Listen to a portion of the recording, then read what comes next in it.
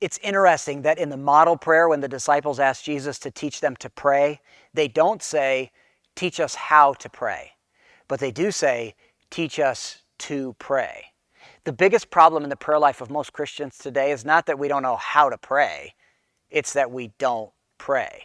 In Luke 11, the disciples say, Lord, teach us to pray, as John also taught his disciples.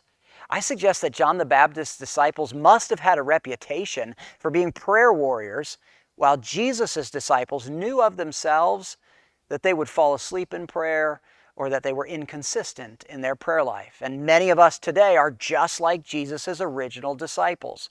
We struggle with the same type of inconsistency in our prayer life. In Luke 11, those disciples humbly asked Jesus for help with the regularity of their prayer life. So how does Jesus answer their question? I suggest that he basically says three things. First, he gives them several specific petitions that they can pray, and you find those in verses 2 through 4. And that is what is often emphasized from this passage. But then secondly, Jesus teaches them to pray with importunity. It's verse number 8. Their problem in prayer was that they would ask God for something and then quit praying.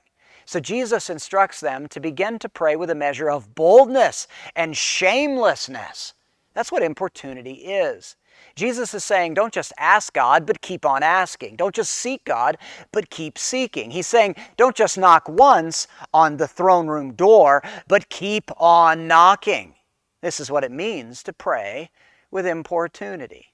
So if you're brokenhearted over a wayward child, I encourage you to pray with importunity. If you're confused or concerned about a health situation, pray with importunity. If you're disappointed over the direction of this country that we love, pray for the USA with importunity. Whatever it is that is overwhelming your heart, keep asking and keep knocking and keep seeking. But then thirdly, Jesus tells his disciples to pray like a son and not a friend. In Luke 11, 5 through 13, Jesus illustrates the difference between a friend asking for something and a son asking his father for something. It's much easier to tell a friend no, but when your child asks you for something, you have a sense of responsibility. I'm saying that familial love is deeper than friendship love. Listen, dear Christian, if you've been saved, then you've been adopted into the family of God. That's Romans 8, 14 through 17. You are his child, and he is your father. I mean, I want to help my friends when they have needs, but so much the more, a good father wants to provide abundantly for his children when they have needs. It's interesting to me that in Luke 11:5, as Jesus begins this illustration, he starts with the phrase, which of you shall have a friend? But contrastingly, it's in verse number 11 where Jesus says, if a son shall ask bread. I'm saying that the relationship matters more than the request, and the relationship is what impacts the response. I'm also saying that your position as sons is what allows us to receive provision from our Father. If you take the first 13 verses of Luke 11 as a whole, you'll see that Jesus is contrasting the difference between a friend requesting something and a son requesting something from his father.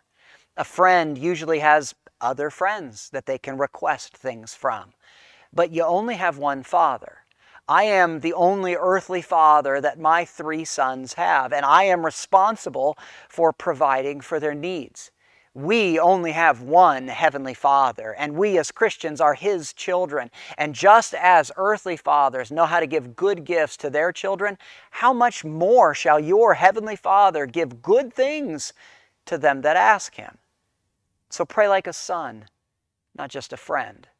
By way of conclusion, those disciples said, Lord, teach us to pray. And Jesus' answer is essentially, make sure you request the right kind of things from your Father, the things listed in verses 2 through 4. And then secondly, pray with importunity. But then thirdly, pray like a son, not just a friend. Because after all, dear Christian, you are joint heirs with Christ, and you have received the Spirit of adoption, whereby we cry, Abba, Father. Apply these biblical ideas and allow Jesus' teaching from Luke 11 to be strength for your prayer life.